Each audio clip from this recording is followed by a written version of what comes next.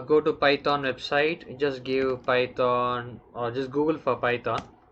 You'll get the Python website there, and you'll see the option is download Python here. Okay, just click it. You will see the latest version there in the front screen. Just give download Python.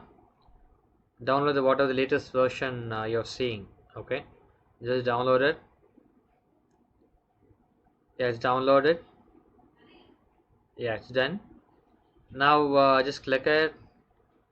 So I have Python already installed. Anyway, I'll show you the steps for installing. I'll just wind up in the last step alone. See, it will show you either install now or customize installation. It's better to go with customized installation because you may need to check few things. Okay, so make sure you're clicking this option, add Python 3.8 to path. This is very important.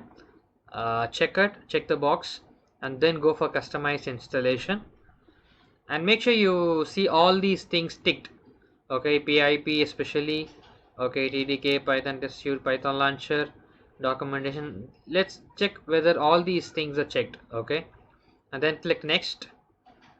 And here you just have to check whether this option is checked or not. Add Python to environment variables. This is very important.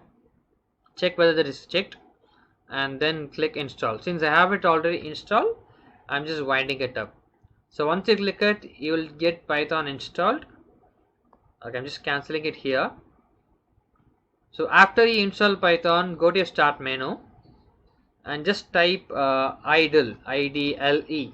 IDLE is the IDE for Python, Integrated Development Environment. IDE is something where you can write some code, compile it, and test the output. Okay, for Java we have NetBeans and Eclipse. For C we had Turbo CC. I hope you remember all those things. So idle is the default IDE for Python. Okay, when you install Python, you'll get this automatically. But there are other IDEs, but we need only this. We won't need any other IDEs. Just click it.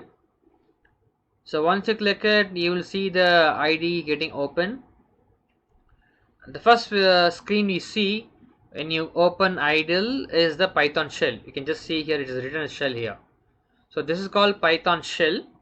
This is where you see the output. Okay, we write programs in a new window. Just click file, and you'll see new file here. Click it. You'll see a new window opening. This is where you write your code and then run it. Okay, run option is here. We'll do that in the next video. So this is about installation. You install the Python, make sure idle is installed, open idle, and see whether you get a shell and new window.